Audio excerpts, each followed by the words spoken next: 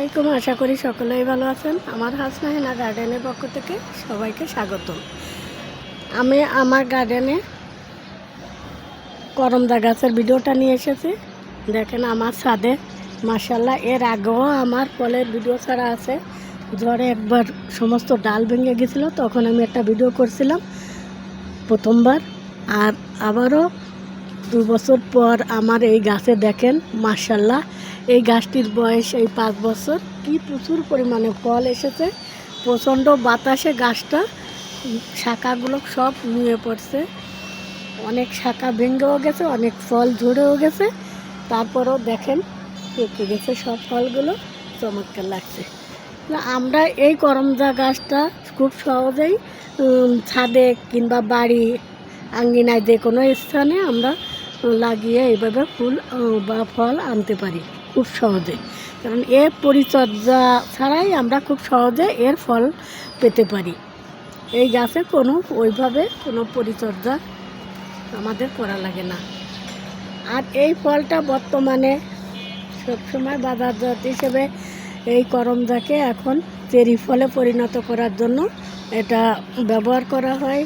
এই জন্য এই মুহূর্তে যে অবস্থা আছে এরকম অবস্থায় আমরা ফলগুলো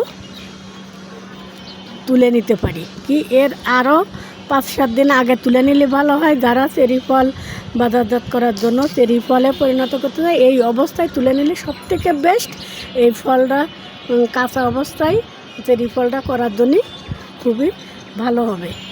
আর যারা চেরি ফল না করবে, আমরা বাসা বাড়ি সৌন্দর্যের জন্য কি নিজেদের দেখার খাবারের জন্যই আমরা এটা লাগিয়েছি। এছাড়াও এই গাছ ফলে অনেক উপকারিতা জড়িয়ে আছে।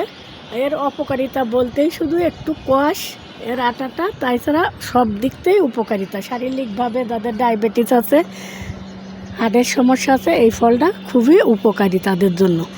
এর মধ্যে অনেক প্রোটিন ভিটামিন সব কিছু জড়িয়ে আছে। আমরা যদি একটু চেষ্টা করি, একটা গাছ প্রতিস্থাপন করি, তাহলে খুব সহজে এত সুন্দর ফল পেতে পারবো। এখন যাই হোক, আমি এই গাছের পরিচর্যা এর আগেও আমার ভিডিওয় বলা আছে, বেলে দোআঁশ মাটিতেই গাছটা প্রতিস্থাপন করা। আর এই গাছে যখন প্রতি বছর এই যে এখন যে ফুল আসছে, এই ফল হয়ে গেছে, এই ফল আমরা যখন তুলে নেব তখনই এই গাছটা ফুল ছাঁটাই করে দেবো। আমি প্রতি বছরই একবার করে ছাঁটাই করে দিই। গতবার শুধু ছাঁটাই করা হয়েছিল না, এই জন্যই গাছটা খুব বেড়ে চলছে। টপ ফ্লোরে যাদের গাছ আছে তাদের অবশ্যই এটা কাটাই ছাঁটাই করা ঠিক হবে, কারণ এজন্য ঝড় বাতাস আসলে এটা গাছটা সহজে নুয়ে পড়ে। এর প্রচুর ফল পাওয়ার জন্য আমাদের সেইভাবে কোনো পরিচর্যা লাগে না। শুধু ফুল আসার আগ মুহূর্তে আমরা যদি জৈবভাবে কলার খোসা ভেজানো পানিটা মাসে 2 বার করে, মানে 15 দিনের মাথায় যদি একবার করে 8-10টা পাকা কলার খোসা ভিজিয়ে রেখে সেই পানিটা প্রয়োগ করি, তাহলে আর কোনো সময় প্রয়োজন হবে না কোনো পটাশিয়াম খাবারের। আর এই গাছে কোনো কীটনাশক ওইভাবে আমার ব্যবহার করা হয় না। তবে অন্য গাছে যখন নিম কীটনাশক জৈবভাবে আমি স্প্রে করে দিই, তখন এই গাছেও দিই। কোনো ওইভাবে পোকামাকড়ের আক্রমণ অত দেখা যায় না। খুব সহজে যখনই ফলের সময় আসে তখন অলরেডি ফুল এসে যায়।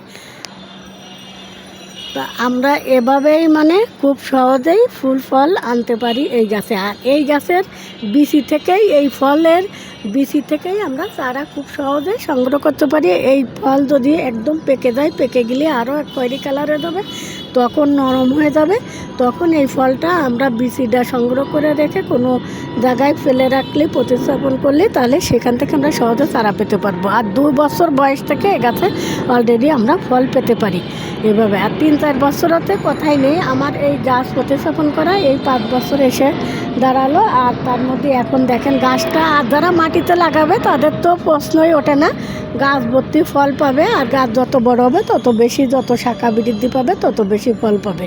তো অনেক উপকারী, অনেক উপযোগী যেহেতু এই ফলটা, সেহেতু আমরা সবাই চেষ্টা করতে পারি ছাদে কিংবা বাড়ির আঙ্গিনায় একটা কোনায় একটা গাছ লাগিয়ে নিতে, এত চমৎকার ফল পাওয়ার জন্য। আমার গাছের এই ফল দেখে যদি আপনাদের ভালো লেগে থাকে, লাইক কমেন্ট করবেন। সকলকে অসংখ্য ধন্যবাদ। আসসালাম।